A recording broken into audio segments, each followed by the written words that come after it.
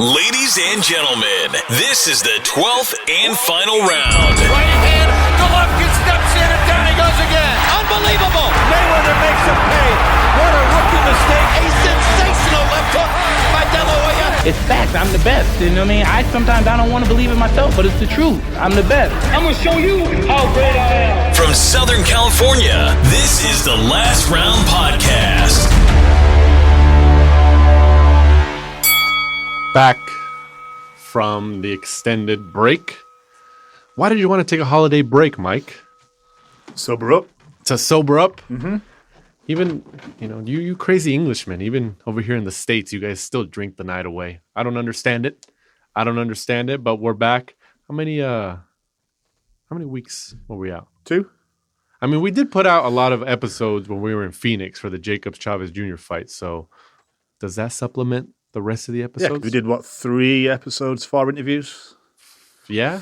3, 4? I believe so, and then we like missed Hearn. a week, and then was back, so... Yeah. 1 week off, really. Yeah, essentially. Yeah. But that whole Phoenix trip for the Jacobs Chavez, we got a lot of content there, so... I was still drunk from all the free beer. It was flying over my head. Right? Yeah, that was a wild night. But thanks again, guys, for sticking with us, especially here in the new year, 2020. Happy New Year to all of our listeners of the Last Round Podcast. This is episode 63 and the first one of 2020, a new decade, Mike. 2020, a new decade. So, if you're still sticking with us, we appreciate it.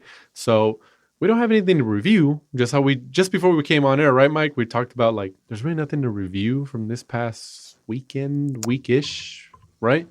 No, nothing from last weekend. Kind of a quiet week. Week before was Gervonta Davis, obviously getting the win over Gamboa. Mm-hmm. In Atlanta. Just. In Atlanta. We should, you know what? I think we could start with that. We should start with that. I mean, let's go into that, even though that was a couple weeks ago, because we haven't really touched on it ever since, the interviews that we uploaded with Eddie Hearn. If you haven't listened to our Eddie Hearn interview we did in Phoenix, guys, it's about, a 40, 45-minute interview? Yeah, about 40 minutes, yeah. We did it in the lobby of the Fighter Hotel in downtown Phoenix. And Eddie Hearn, he could talk, right? I mean, he could talk. That was our first time being able to interview him. And I want to give a shout-out to Andrew McCart of IFL TV, who we also interviewed because he was able to help us out with that interview and talk to Eddie and some stuff like that. So we appreciate that. So if you haven't listened to that interview, go back to our previous episodes and take a listen because Eddie Hearn can talk and he gives a lot of inside scoop on the business side of things from a promoter standpoint. But going back to Tank Davis and Gamboa fighting in Atlanta, this was for the WBA regular, right? 135-pound world title. Gamboa gets the stoppage win. What was it, in the 11th or 12th? So I'm just looking up just to make sure. It was a later rounds like that. It was somewhere around there. But 12th. It was a 12th. He fights Gamboa, who, Gamboa really hasn't been the same fighter that he was maybe 5 years ago, 6 years ago. But before we dive into the actual analysis of the fight, there was a lot of people who showed up in that city. What was it, 14,000? Yeah, you got a good turnout for that city. I don't know whether it was just because they never get fights. Yeah, I was going to say, is Davis the big name that he thinks he is, or is it just the fact that Atlanta don't get the big fights? Well, that's what I was thinking. I don't doubt that Davis is known. I think his stock has risen in terms of profile and stuff. Mayweather has pushed him. Mayweather Promotions has helped him. There's a lot of rappers that they'll tweet about him, or a lot of celebrities who they'll tweet about him during his fights when he's fighting. So I don't doubt that he's known. But I mean, having the fight in Atlanta, would they draw that crowd in what's an arena over here in the LA area that holds 14,000 people? The Forum? The Forum? I mean, would he sell out the Forum like that? The Honda Center? The Honda Center in Anaheim, California? Would he sell out the Honda Center or the Forum in LA? No. Against Gamboa like that? What did Sean Porter and Errol Spence do? The Staples Center? What did they do? I forgot. I don't think they sold it out because if I remember rightly, they priced the tickets so highly that it didn't sell that well. And it was also a pay-per-view, so... And they had to pay their purses, too. Yeah, so I don't think it sold that well. Probably less. Probably less than... I mean, you know, it's great. It's great that, like, he got that many people to show up, you know, for the good of the sport. 14,000 people in pretty much a city that hasn't got boxing in a long time. That pretty much isn't recognized as a boxing city. That's great. I'm not against that. I think that's awesome. But you're right, though. Like, I think it's fair to criticize that, you know, did Davis just draw because Atlanta doesn't get that many fights?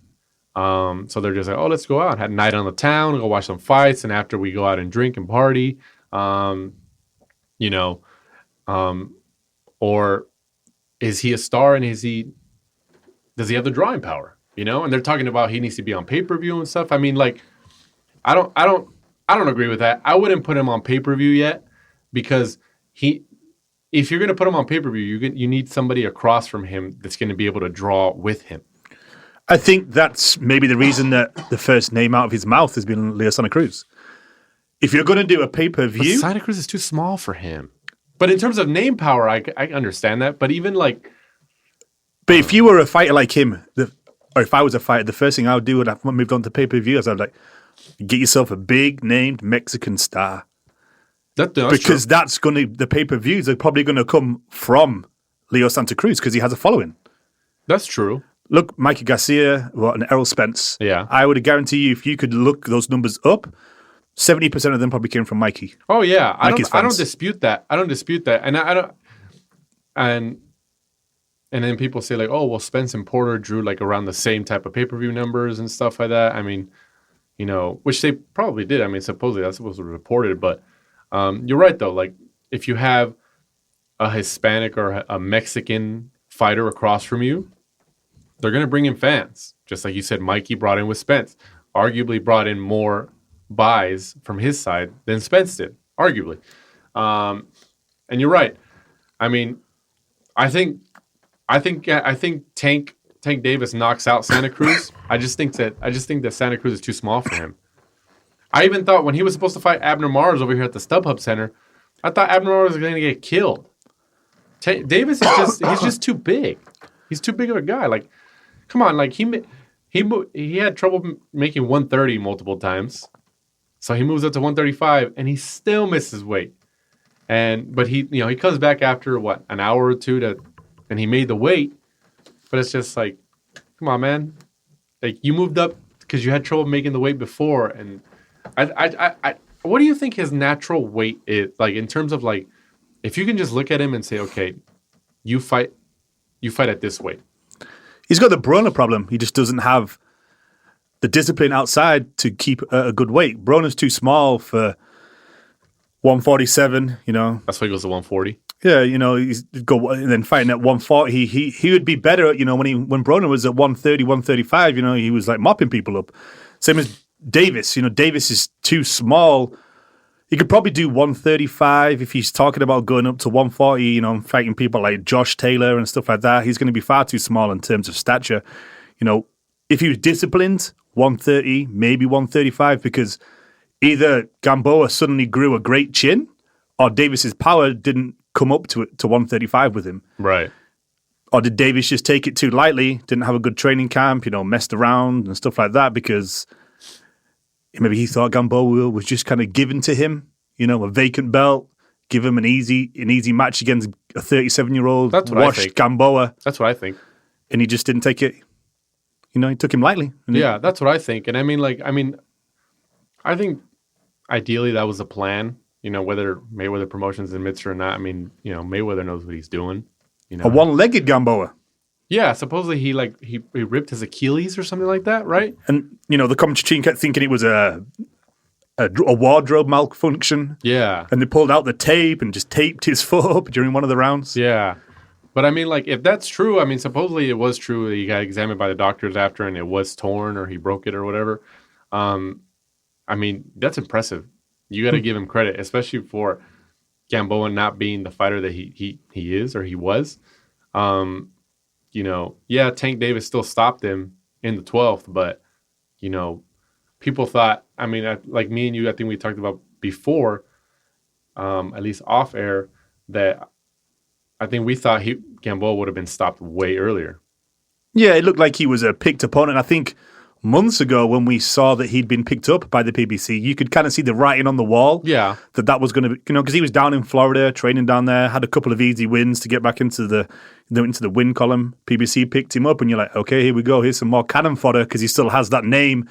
People... Yeah, put him on the resume. Yeah, people can remember what he was like, a bit of a destroying machine. So, for Davis, it's good.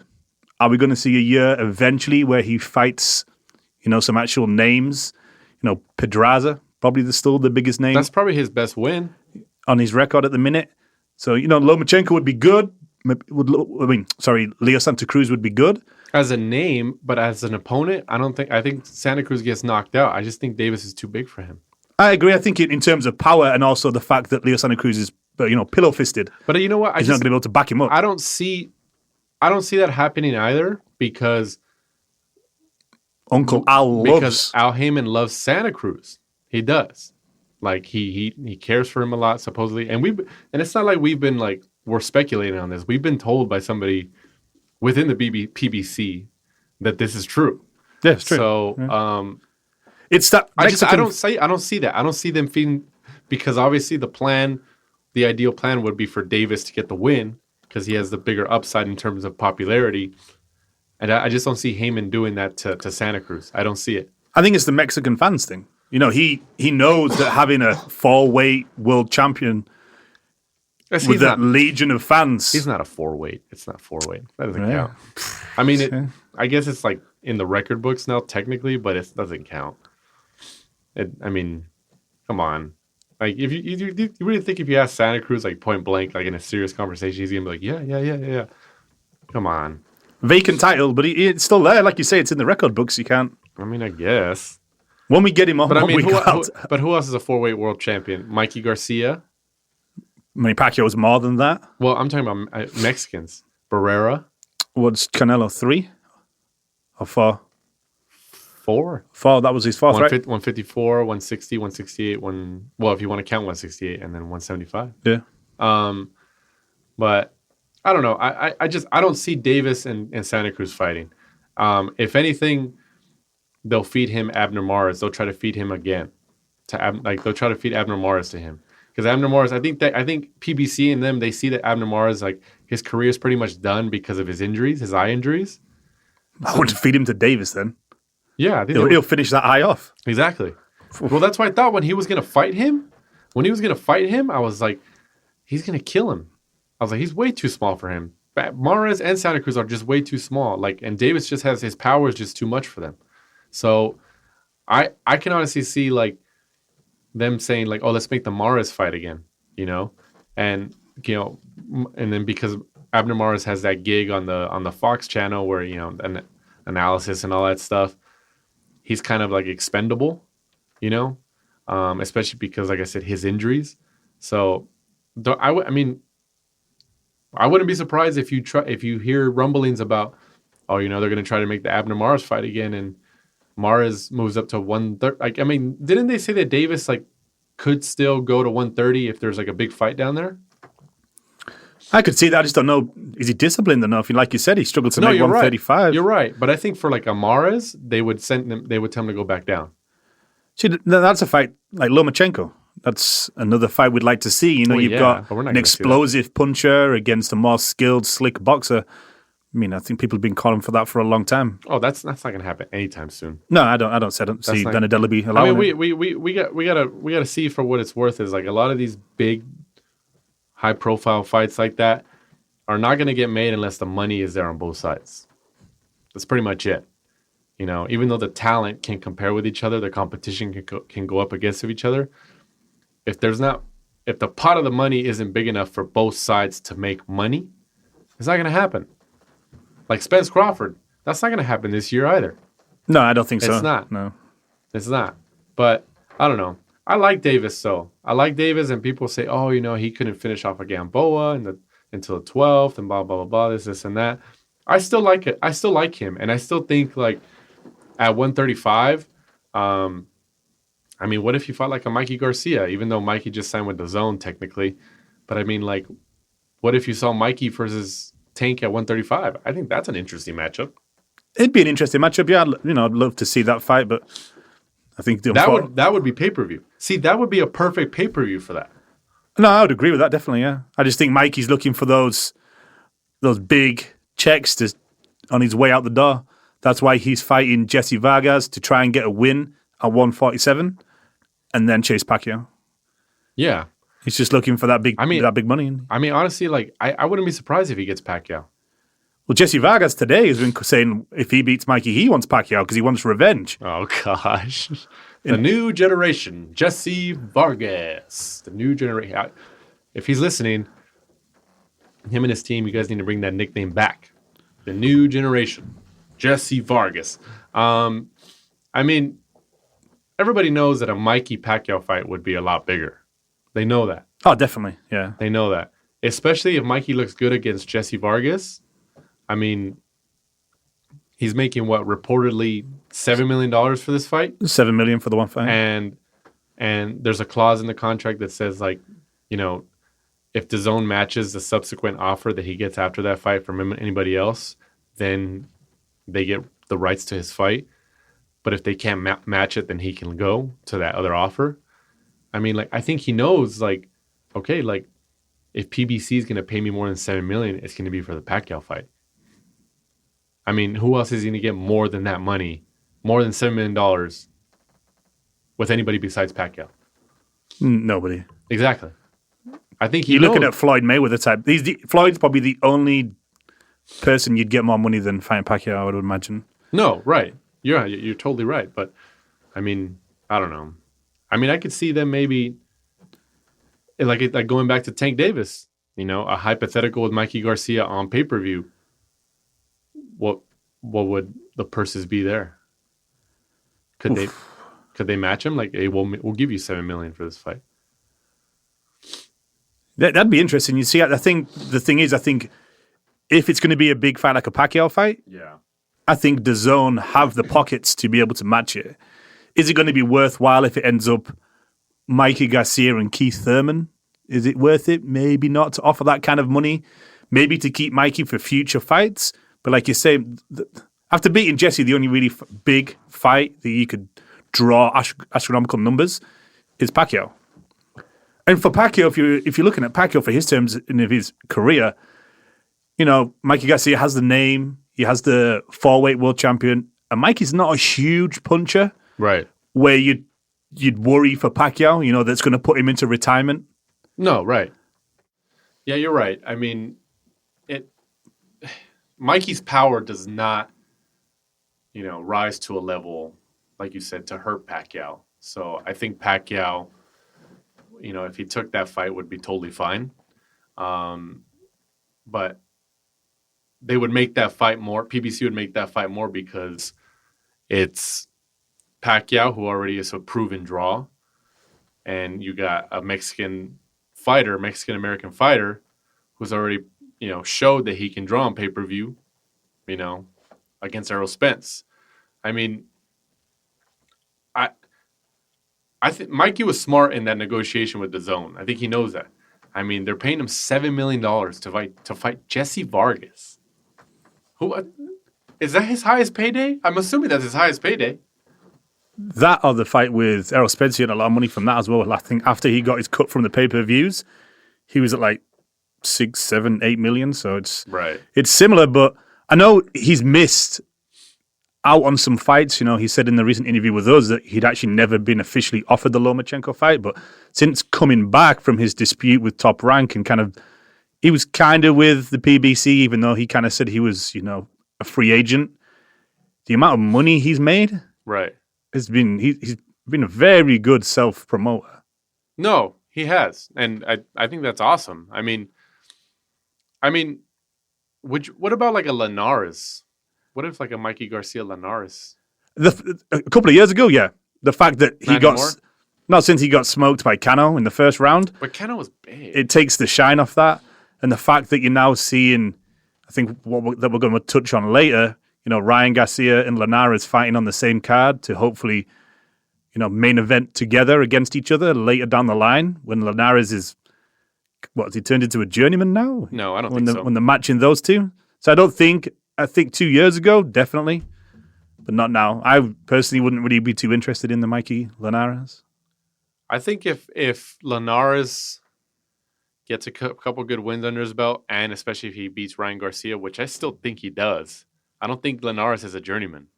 I don't think so. I think Cano was just a big guy that night. He was just overall a bigger guy. I still think Linares is good. I still think he has talent, and I wouldn't put Ryan in there with him, but we'll touch on that later. But I still wouldn't mind seeing a Linares Mikey fight. But you're right. 2 years ago, obviously it had a lot more hype, but I mean, who knows? But I mean, like I said, kind of wrapping a bow on this.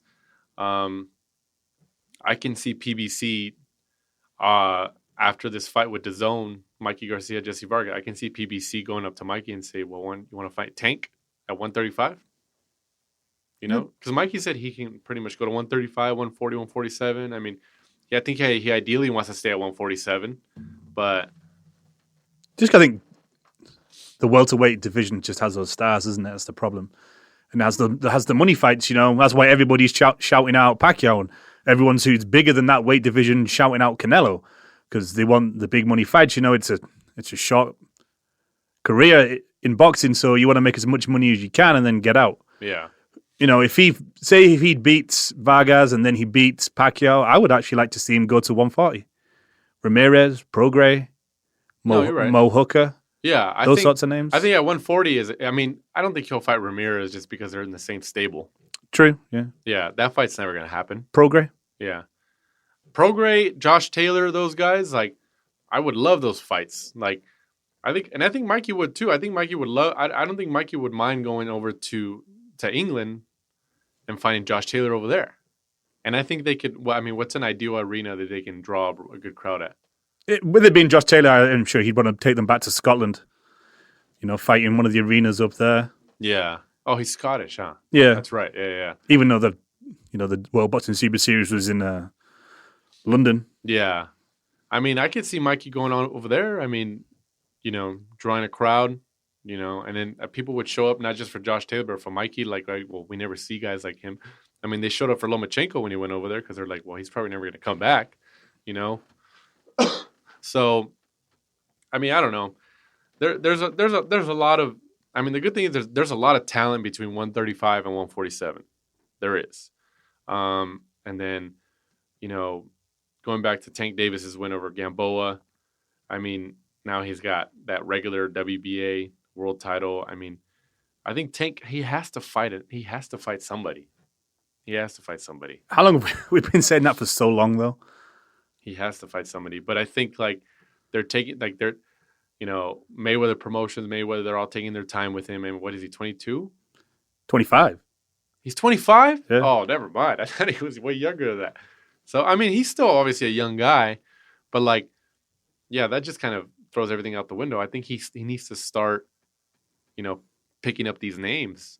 I think he does because I think, like everybody in life, the older you get, the harder it is to lose, lose weight, especially those guys in the smaller, lighter divisions. They tend to retire a little bit earlier because they're having to make weight constantly. Right. And he's already struggling with that when he's young. Yeah, you're right. We'll see. But I really think that he needs a live body across from the ring from him in his next fight. I really do think so. Who are the champions at 135 right now? Lomachenko, Devin Haney. Then obviously you've got Teofimo Lopez now has the IBF. That's true. So one belt's at Top Rank, one belt's at DAZN. And then, do you want to call Davis's regular belt a belt? One belt. Lomachenko's got obviously a few of them. Teofimo Lopez has the IBF, Devin Haney has the WBC, and then you've got Luke Campbell and Javier Fortuna are fighting for the WBC because Devin Haney got injured and is now the WBC recess. That's crazy. And then that's ridiculous, man. Lomachenko's the super duper duper whooper champion or whatever it is. That's ridiculous. The recess. And they still charge him a sanctioning fee to be in recess too. You have to pay us for rent. But we'll see. But I don't think anybody should hold their breath for any unification fights unless it's Lomachenko, Teofimo Lopez. But I wouldn't mind like people want to say Lomachenko Davis. I'm leaning more towards the Lopez Davis. Two young guys, they got knockout power. They're exciting. I think a Lopez Davis fight would be awesome. It'd be interesting to see what they do. I mean, I'm still looking forward, for the official date for Lopez and Lomachenko, and then see what does Lopez do. Is that him done at 135? I don't. No, maybe. I mean, they've been saying that he's 18 months or so. Yeah, they're like he has trouble making the weight. That he's gonna move up to 140 or something. Like maybe that's the plan. Maybe like okay, let's get him this payday. He'll lose. He'll move up to 140. And he's like, okay, well, I'm a former world champion. The only loss I have is against Lomachenko, the best fighter in the world, blah, blah, blah. It's a narrative. I understand. I mean, it makes sense. Or Lomachenko gets an interim defense in between. So he fights, a lesser opponent before he fights Lomachenko to get a defense under and get another little bit of a payday. And then he fights Lomachenko, then Lomachenko beats him, and then he moves to 140. I think that's the plan. Kind of off subject a little bit, but when he moves to 140, dude, that's good. That's a group of fighters up there. Oh, Prograis, Taylor. He's definitely gonna have to Teofimo Lopez, Ramirez. That's a group right there. That might be the best in comparison to like 147 at least. That might be the best division of talent when that happens. That'd be an interesting division for 2020. With all those guys, you still got Zepeda. Catterall, Pedraza. That's a lot of people. Yeah. There's a lot of people. But going through to fight previews, the 10th of January, this Friday night fights from the Ocean Resort Casino in Atlantic City, New Jersey on Showtime. The self-proclaimed GWOAT, greatest woman of all time. Self-proclaimed, by the way. Clarissa Shields, 9-0, goes up against Ivana Habizin, yep. Habizin, for the vacant WBC and vacant WBO super welterweight women's world titles. Who said Showtime were out of boxing? Who says Showtime is out of boxing? They had Davis within the last couple weeks. Now Clarissa Shields. They're still there. I mean, no, they're not. I mean, they still are. I mean, like people predicted the demise of HBO, and it obviously it went away. And people have been predicting the demise of Showtime the last, but how is this headlining the card? Well, they need it. They have the Charlos, Davis, Shields. I mean, all the other ones are fighting on Fox. Steve Espinoza must be furious with the PBC. Yeah, he must be pissed at like PBC now. Jaime, he's like, man, you guys just giving us the scraps. Seriously, but interesting fight. It's supposed to have been made twice last year. Obviously, the first time I believe Clarissa Shields got injured in August. It was then supposed to be in October, and I'm sure people are listening to this are fairly big boxing fans, and that was the time that Clarissa Shields' brother attacked Coach Bashir, and obviously he ended up in hospital. So yeah, that was ridiculous, man. That was a ridiculous scene. That was an embarrassment to the sport. Habison has said that she's going to dedicate the fight to Bashir. She's not too sure whether he's going to be cleared to actually travel to the fight and be well enough to be in a corner. What a moment that would be if she wins. To kind of get that revenge. Like that'd be awesome. I think that's a feel good moment because that was a horrible look for the sport when that happened. It was horrible. It was a horrible look for the sport, and I also thought it was a horrible look for Clarissa Shields. The way that she acted afterwards. Yeah, and the only reason she apologized after is because she started getting a ton of heat for it. Yeah. And I'm pretty sure her PR team or whoever her promotional company is, Salida Promotions, I think, probably told her like, hey, you should go out there and put an apology because your image looks really bad. Because she did. I don't think she wanted to apologize. It was an Instagram live she did or something like that where she was like, come on, man, that's despicable. That's horrible. Saying that she can just fly in another coach. Yeah, like that's despicable, man. Like, come on, you're a U.S. Olympian and stuff like that. You're arguably the best female fighter in the world. Come on, like, and then this guy just got like knocked out and like might have had brain damage. I mean, what if the guy died? Like that was a horrible situation. That was just I don't know. I hope the bad blood really comes out in this fight. I really do. I really do. I hope, we get some type of action. I mean, because everybody knows, like, female fighters, like, they don't really get knockouts. They do 2-minute rounds, so the rounds go by a lot quicker. But I hope there's some bad blood there. I hope so. Yeah, I'm kind of hoping for an upset on the night. Clarissa Shields, I hope she takes a loss just because of what happened the first time, even though obviously it wasn't her. It was. I think she needs it to humble herself. And exactly that's what I was going to get to next. I think just to kind of humble her, because she calls herself the GOAT. She kind of goes around, fighting, saying we should get equal pay when, no offense, but the women's boxing doesn't attract that type of money. I mean, it's a business. It's a business. It's, it's supply and demand. You don't see people on the undercards earning, thousands and thousands of dollars. It's the same for them, You're right. Yeah. Yeah. I mean, look at like Ronda Rousey or something. Like she was a proven draw. Yeah, she had to wait till she got to the pinnacle of the sport and was a game changer. Yeah, she was a star. Yeah. Like, she was arguably the biggest star, like, in terms of the fight game, like MMA and boxing, like behind like Mayweather and Pacquiao during that time. She was probably third. Yeah, arguably. So big she ended up she did movies. Yeah. So I mean, and she so it can happen. It can happen, but like, people gotta understand it's a business at the end of the day, and like, sometimes that hurts the sport because you can't see certain fights, something like that, because of the business side of things. But it's been like, especially like in the last 20 years, that's how it's been. When television became more prominent, when money became a lot bigger, a part of the business. Of course, politics became a lot more prevalent. Networks became involved.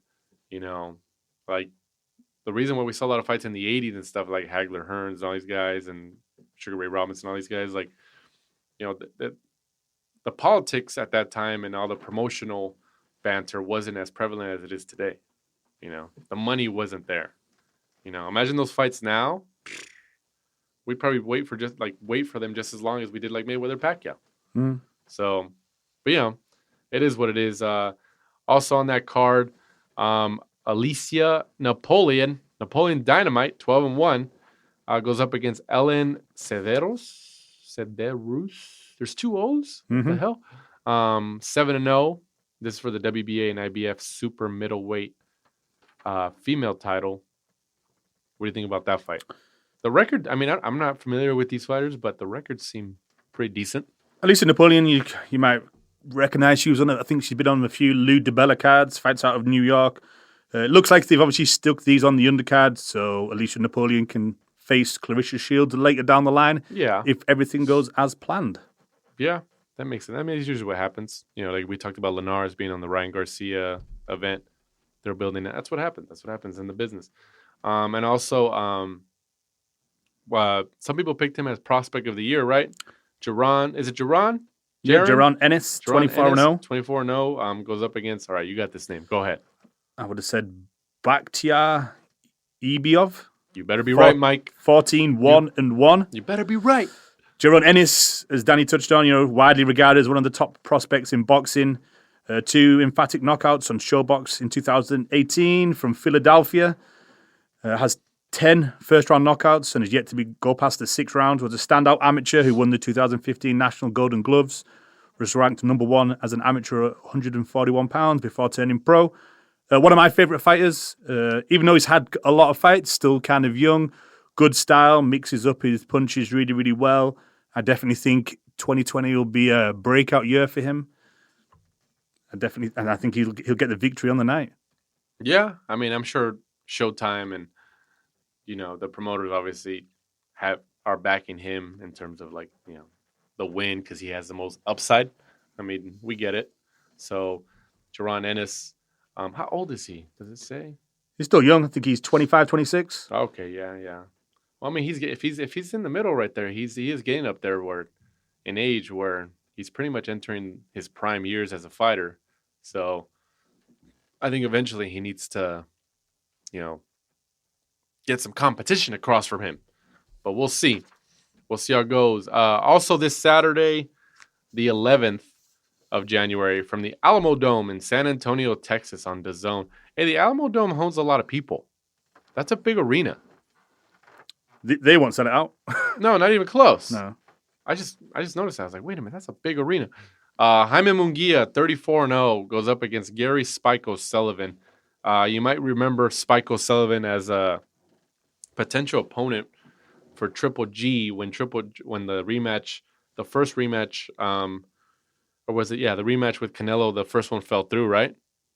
Yeah, he looks like the bad guy out of Gangs of New York. He does. Yeah, I think he was in that movie. He just lies to people, but he looks exactly like the bad. Who was that actor? I forgot. But O'Sullivan 30-3. This is Munguia's first fight at middleweight. Yep. Right. Yep. So Munguia already vacated his 154-pound world title, and Munguia is now under the tutelage by trainer Eric Morales. Yes, right. The Tornado, the famous Eric Morales, one of the best Mexican fighters in the history of the sport. What do you think about that move? Well, this is Morales' second fight with Munguia. Kind of hard to judge, obviously, because I think, as far as I know, has Morales ever cornered any fighters before officially? I'm sure he has, but they haven't been high-profile names. So I mean, that's what I think. It would be interesting because is Morales going to try to make Munguia into the style of fighter that he was, because that's something he knows, or is he going to look at Munguia and, look at the things that he does well and just polish those? Because as we've touched on, I think, several times, in my opinion, he's kind of more of a Triple G style of fighter, somebody that's going to cut the ring off, probably take a few punches, but he unloads. He's just a juggernaut. He's just going to go in there. He's just going to wear you down with big punches, solid punches. And as you can tell, when he fought, who was it he fought? It was the Irish guy. Oh, in Mexico? Yeah. The one he had, there was a controversial decision? Yeah, where he pretty much lost, but he didn't get the decision. Gosh, what's his name? It'll pop up. But anyways, I know who you're talking about. Continue. So just, Munguia is one of those fighters that when he gets somebody that likes to move around, he struggles to really corner them. He's not that good at shutting off the ring. So do you think, and I think I've talked about it before with you, but do you think that an Abel Sanchez would have fit better? Dennis Hogan. So do you think an Abel Sanchez would have fit better with Munguia's style? Because you compared him to Triple G, yeah, and I totally agree with that. I totally agree. I think Abel Sanchez is somebody they should have gone for, because originally they went for Robert Alcazar, who tried to make Munguia, fleet of foot, tried to make him into an Oscar De La Hoya. Didn't work. So I think they should just look at what he does, polish that, refine that, make him better at cutting off the ring, just wearing people down with these heavy punches, because he's a big, strong guy. He's got a lot of knockouts. Imagine that. Imagine Munguia ended up going with an Abel Sanchez, and Abel Sanchez starts training him and gets him polished and kind of trains him like a Triple G, to the point where, they're both DAZN fighters.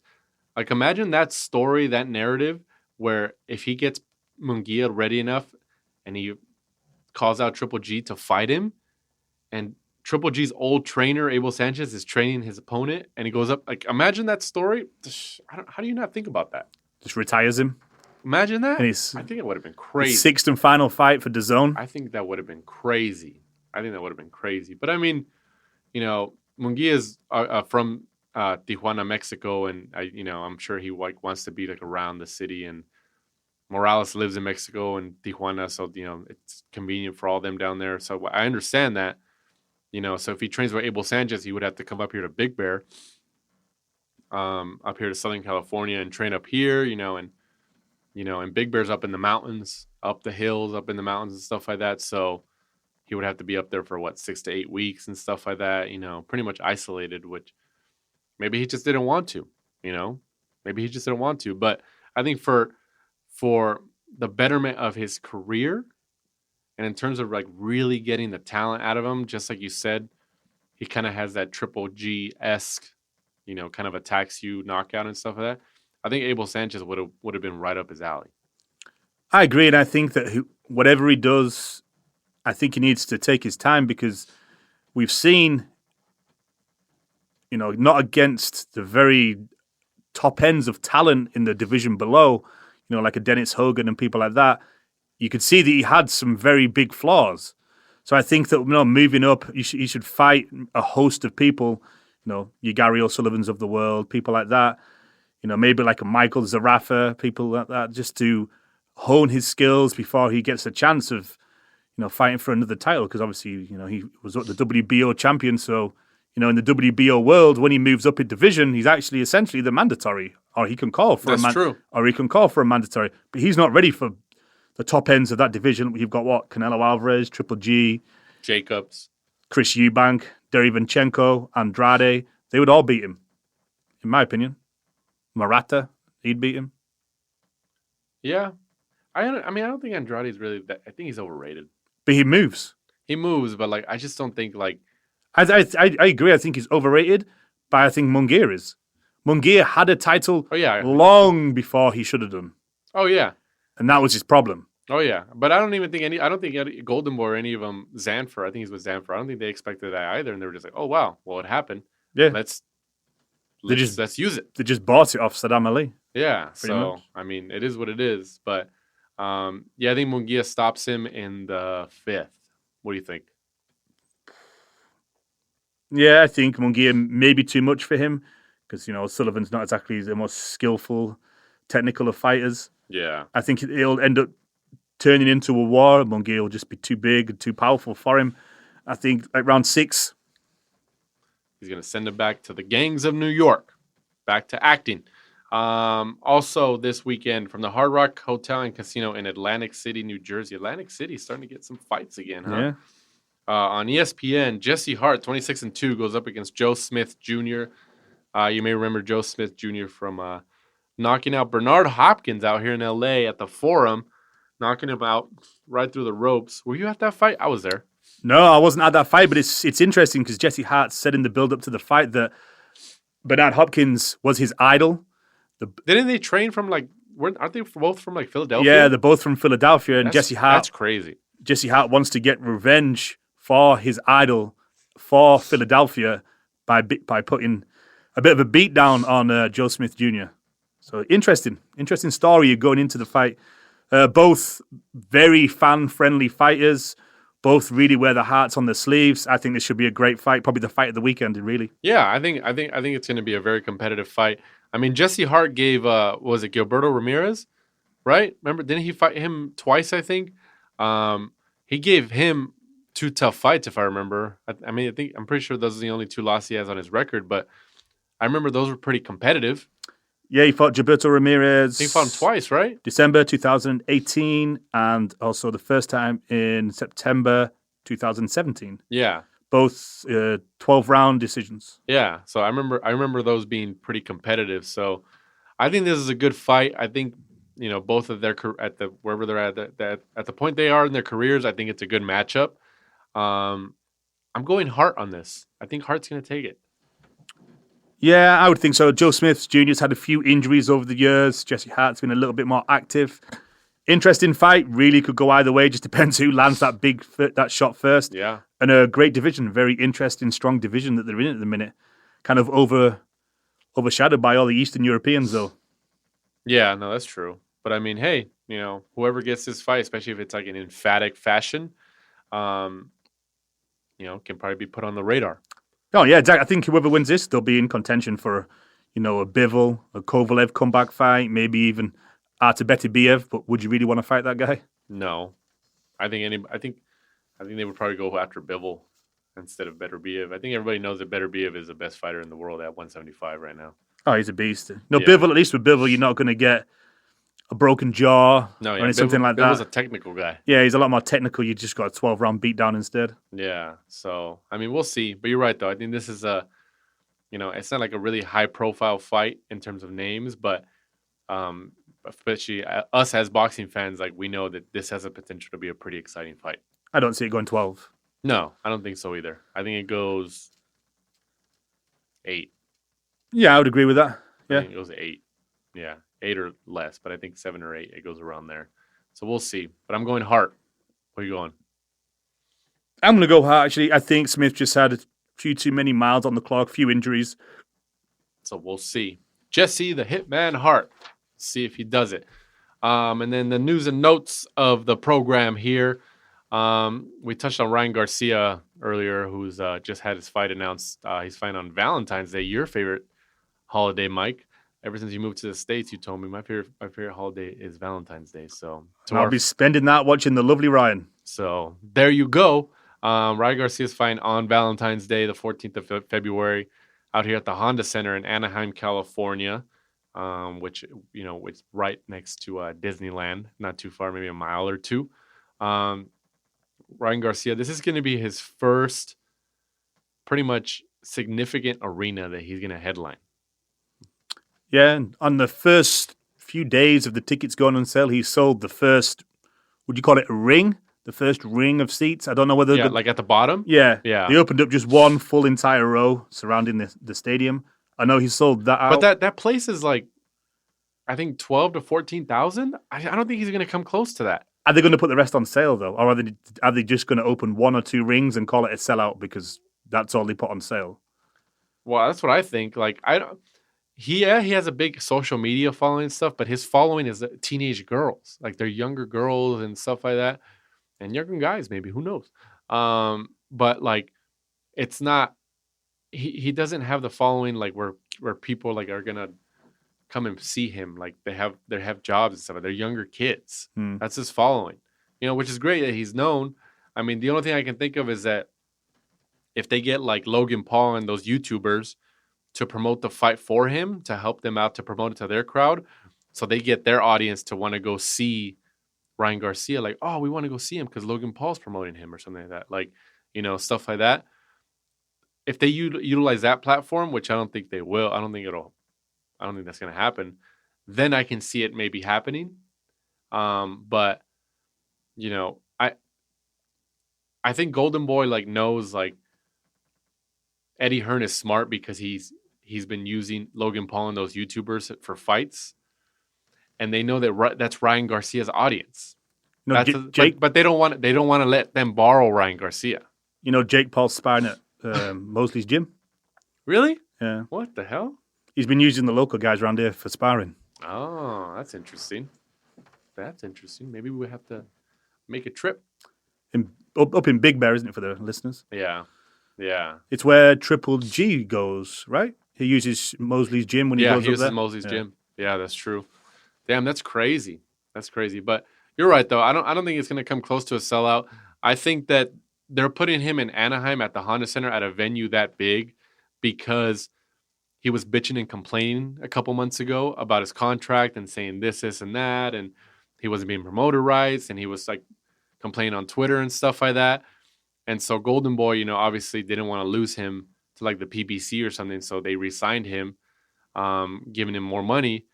And I think Golden Boy would want to put him on, like, Fantasy Springs or stuff like that, or StubHub, like, crowds and venues like that still.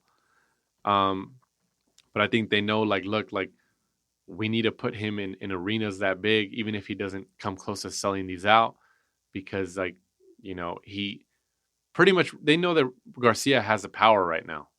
Obviously, it showed because he was complaining on social media. And he gets what he wanted. It's like a baby getting what you wanted, I mean, I don't think anybody disputes that. Like, and people are like, oh, well, he let the guy get paid and stuff. Like, I'm not saying that. I'm just saying, like, that's a bad look, especially after they released Cancio not too long ago, after he talked to the press, and, like, it wasn't like he was complaining how Ryan was complaining on social media. Cancio was, like, saying, like, yeah, I feel like he should be promoted right. I should be on the Canelo card and stuff, like, and he was a world champion. He was a world champion. And then they fire him after they say, oh, he feels like we're not promoting him right. Like, Ryan Garcia said the same thing. He said the same thing. And it's like, man, that was a horrible look. That was a horrible look. But, it is what it is. Obviously, people know that Ryan Garcia has the bigger upside in terms of popularity and making money. I think going back to my original point earlier from the business side, that's business 101 in boxing. If you want an example, Like, because obviously from a talent perspective, Cancio's more talented, but Garcia brings the eyeballs. He brings the money. So that just shows you who they chose.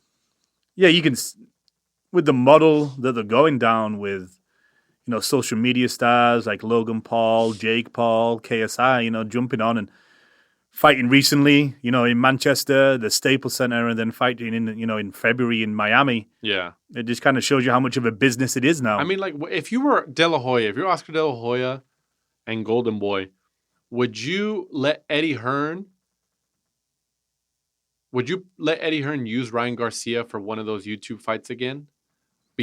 And when they know, like, if it's like a Jake Paul or Logan Paul versus whoever again, and it's like another. I mean, like, there was a lot of people who tuned in for that fight, like a lot of non-boxing fans, and there was a lot of celebrities in that arena at Staples Center. Do you mean for the commentary, like you did last time, or actually fighting? No, to fight. I think they should. They're on the zone together, and Golden Boy don't have a huge stable. So I think, letting them use Ryan Garcia to fight, do commentary, make an appearance, would be good for them, because then they can go to Matchroom and borrow some of their fighters. Because, I think we've touched on before, Golden Boy, you take out Canelo, you take out Ryan Garcia, maybe take out now Virgil Ortiz. It's very, very small pool. And they know that.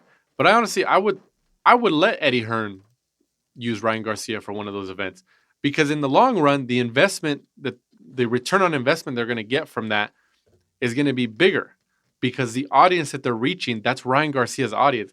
Him coming out, and then all these little girls and all these younger kids, like, seeing Ryan Garcia, like, he's obviously a good looking cat. He comes out and they go crazy and stuff for him and stuff like that. And then Logan Paul has him on his, like, little YouTube shows and stuff like that. That's his audience. That's who you need to tap into. Like, but I get it. Like, Golden Boy doesn't want to share, like, oh, no, he's our guy. Like, we want to make all the money off of him and stuff. But I think, like, even like a one-off, I would tell Eddie Hearn, yeah, use him. Eddie Hearn wouldn't be against it, because that'd get him more eyeballs. I mean, Matchroom can pay him. Yeah. It's all coming out of DAZN's money anyway. Yeah. So I don't know. That's what I would do. Like, you got to look at. I mean, because Golden Boy would still, make money. They would still get a cut. So, except Matchroom would mostly be doing all the legwork.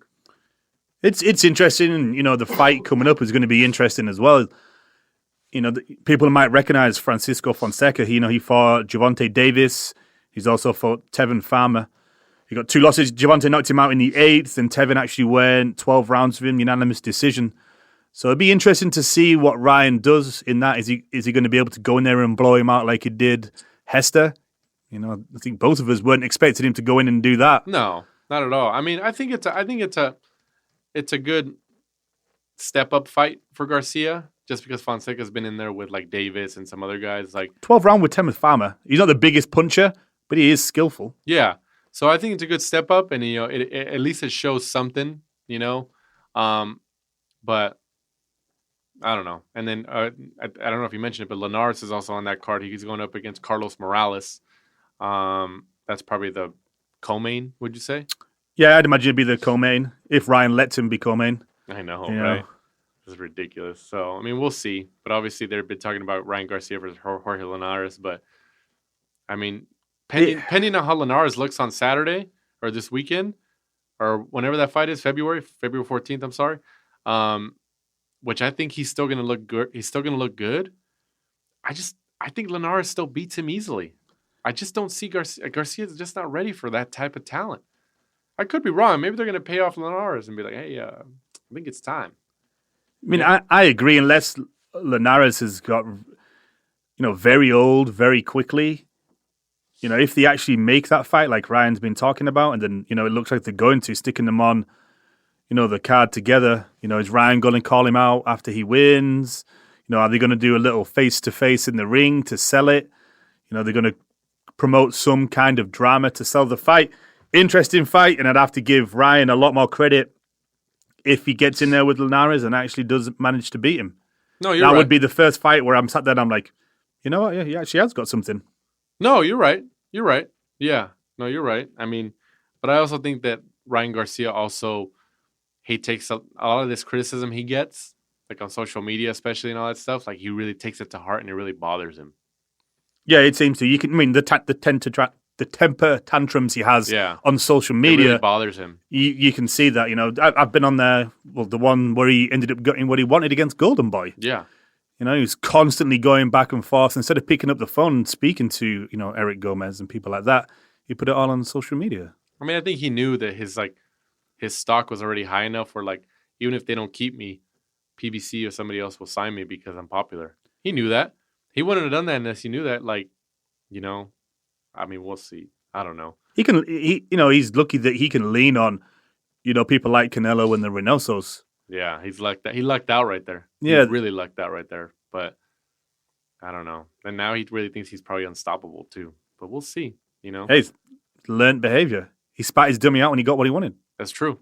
That's true. But we'll see though. I mean, like you said, like if he fights Linares and if he beats Linares, assuming Linares like still has something left in the tank, which I still think he does.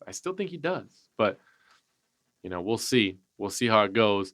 And then wrapping up the show here, let's touch on the personal beef on social media that's happened the last couple days between Terrence Crawford and Errol Spence. First of all, Terrence Crawford was calling out Gervonta Davis after Davis's win against Gamboa, saying like, you know, oh, I beat Gamboa in his prime or something like that. It's just like, how are you going to call out a guy who's 2 divisions lower than you, who just moved up to that division? You know, like it wasn't like Davis was like they were tweeting or he tweeted at Crawford first. Like, where did that come from? I just found it odd how last week, maybe the last 2 weeks, Terrence Crawford's just suddenly he just found Twitter. Like, because he had it before and he would post very rarely. He definitely wouldn't get drawn into, you know, social media wars. I don't know whether, you know, he's going to follow the likes of, you know, Jojo Diaz and Tevin Farmer, probably being the latest kind of fighters who, you know, made a fight really on Twitter, you know, going back and forth, and eventually, you know, the fight got made. So I'm hoping that maybe someone told him, like, hey, did you know, go on there, start a little war with Errol Spence to the point where you two and the fans pretty much just drive that fight forward and it gets made. I mean, I think that's the only course of action that they have. I don't see it it should be in 2020, but I would be surprised. I don't see it. Yeah, No. I don't think it would be. I would love it to be. The only thing I could see it happening. Sean Porter's already said that he's willing to fight Crawford, and they've asked Crawford about it, and he was like hesitant. Like he wants Spence. But it's just like Porter gave Spence, Garcia, Thurman. Porter is like arguably the toughest fight in the whole division, regardless if he's like lost the big fights. He's arguably the toughest fighter to fight. Yeah, that's probably why he doesn't want him. Yeah, but it's just like, come on, man. Like, you're talking about wanting all these guys on the other side of the street, as everybody calls it. And when Porter says, like, yeah, let's do it.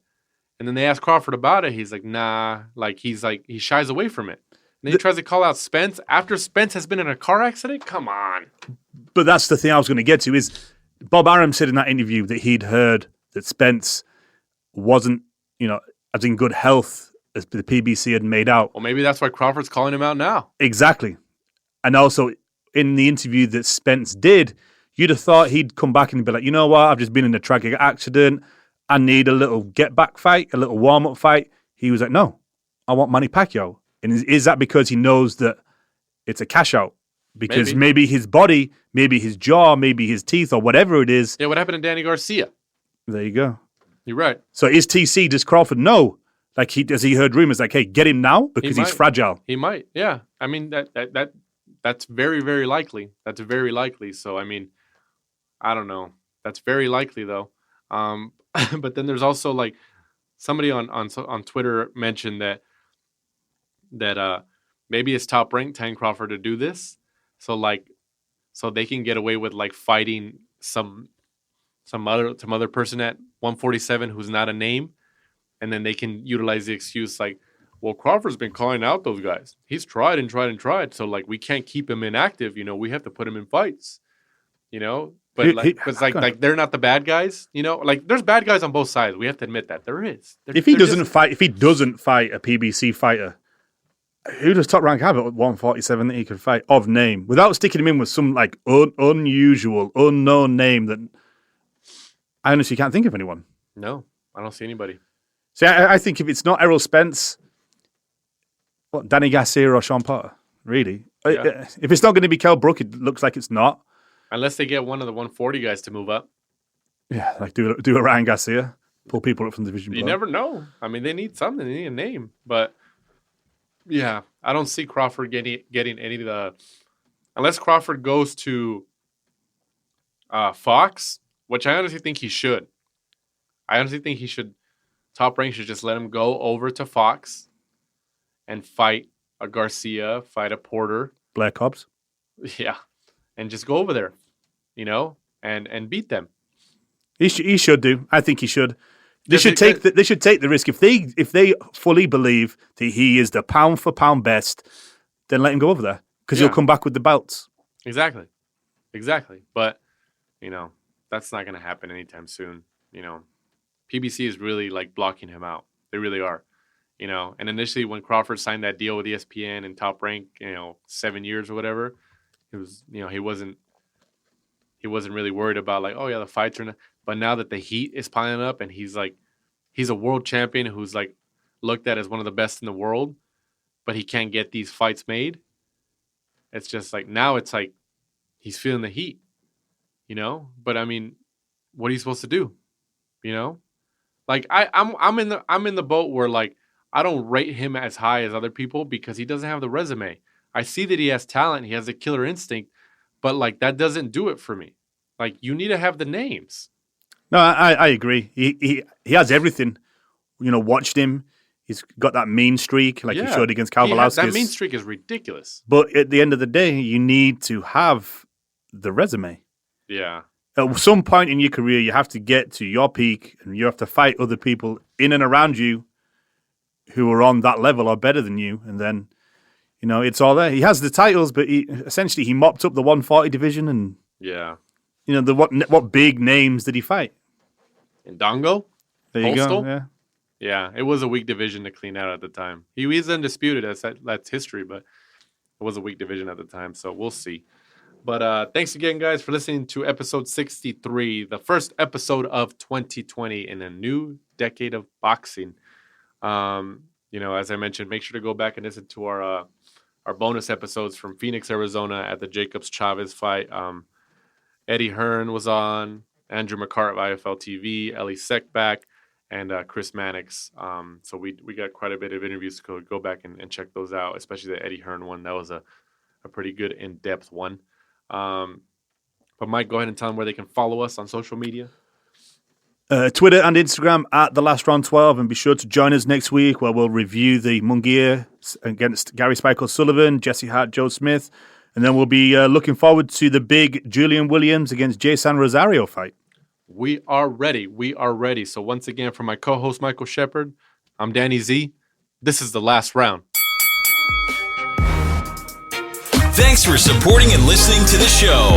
Follow us at The Last Round 12 on social media. Rate, review, and subscribe. This is The Last Round Podcast.